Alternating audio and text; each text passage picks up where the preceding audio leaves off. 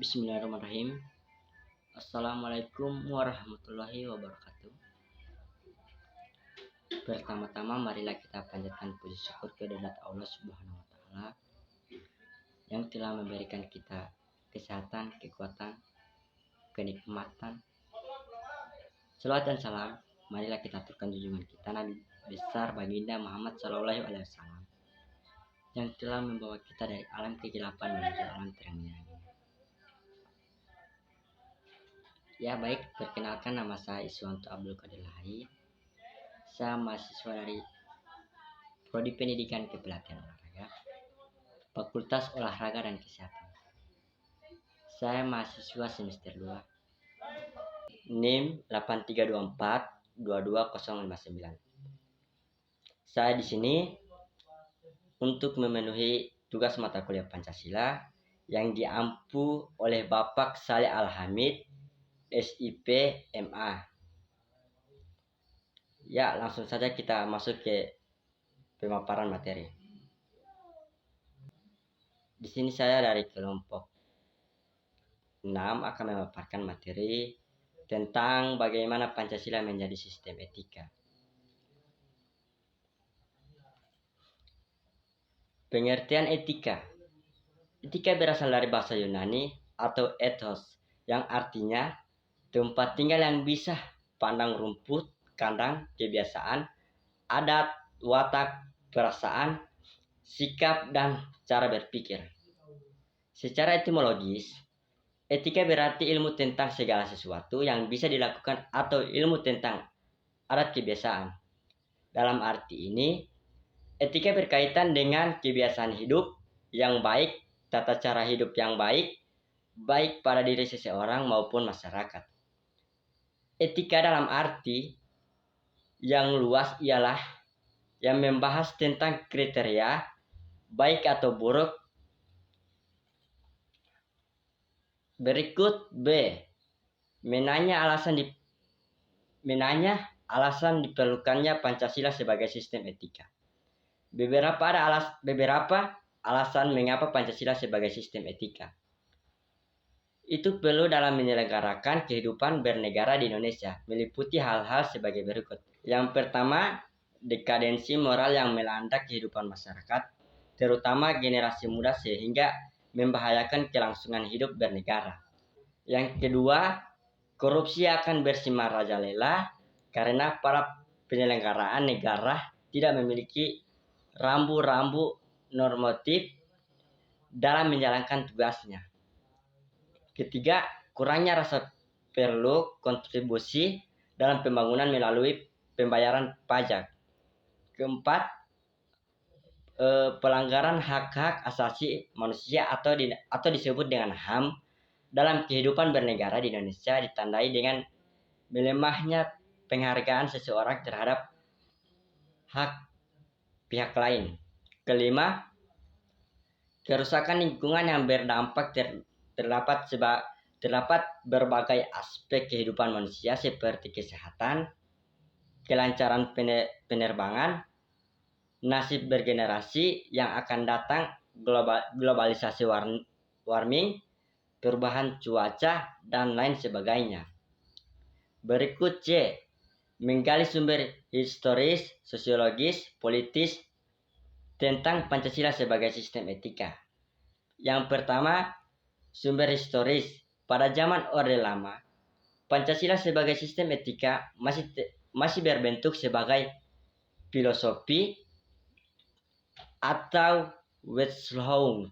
Artinya, nilai-nilai Pancasila belum ditegaskan ke dalam sistem etika, tetapi nilai-nilai moral telah terdapat pandangan hidup masyarakat. Yang kedua, sumber sosiologis. Sumber sosiologis Pancasila sebagai sistem etika dapat ditemukan dalam kehidupan masyarakat sebagai etnik di Indonesia. Misalnya, orang Minangkabau dalam hal bermusyawarah, memakai prinsip buat air oleh pembuluh, bulat kata oleh mufakat. Ketiga, sumber politis. Sumber politis Pancasila sebagai sistem etika terdapat dalam norma-norma dasar sebagai sumber penyusun berbagai peraturan perundang-undangan Indonesia. Berikut D. Membangun argumen tentang dinamika dan tantangan Pancasila sebagai sistem etika. Yang pertama, argumen tentang dinamika Pancasila sebagai sistem etika. Berikut A. Pada zaman Orde Lama, pemilu diselenggarakan dengan semangat demokrasi yang diikuti dengan partai politik. B. Pada zaman Orde Baru, sistem etika Pancasila diletakkan ke dalam penataran P4. C. Sistem etika Pancasila pada era reformasi tenggelam dalam euforia demokrasi. Berikut 2 argumen tentang tantangan Pancasila sebagai sistem etika. Tantangan terhadap sistem etika Pancasila pada zaman Orde Lama berupa sikap otoriter dalam pemerintahan sebagaimana yang tercermin dalam penyelenggaraan negara yang menerapkan sistem demokrasi terpimpin. B. Tantangan terhadap sistem etika Pancasila pada zaman Orde Baru terkait dengan masalah NKK atau disebut dengan nepotisme, kolusi, dan korupsi yang merugikan penyelenggaraan negara. C. Tantangan terhadap sistem etika Pancasila pada era reformasi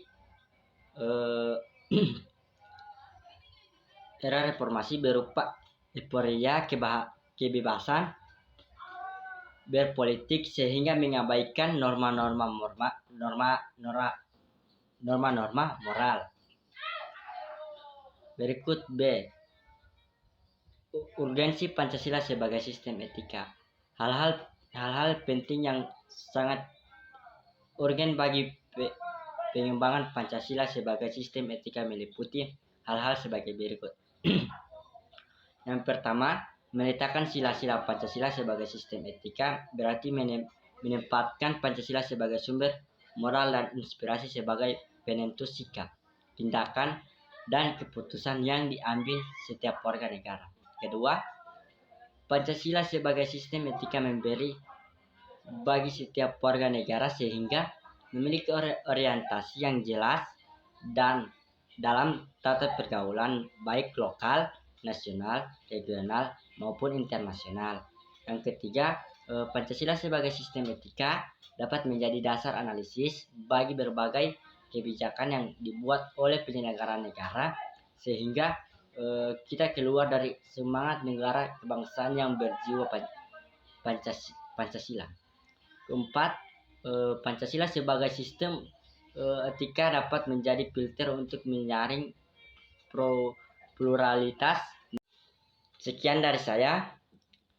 Jika ada perkataan-perkataan yang kurang baik, mohon dimaafkan. Karena kita sesama manusia tidak luput dari kesalahan. Wabillahi taufiq wal hidayah. Assalamualaikum warahmatullahi wabarakatuh.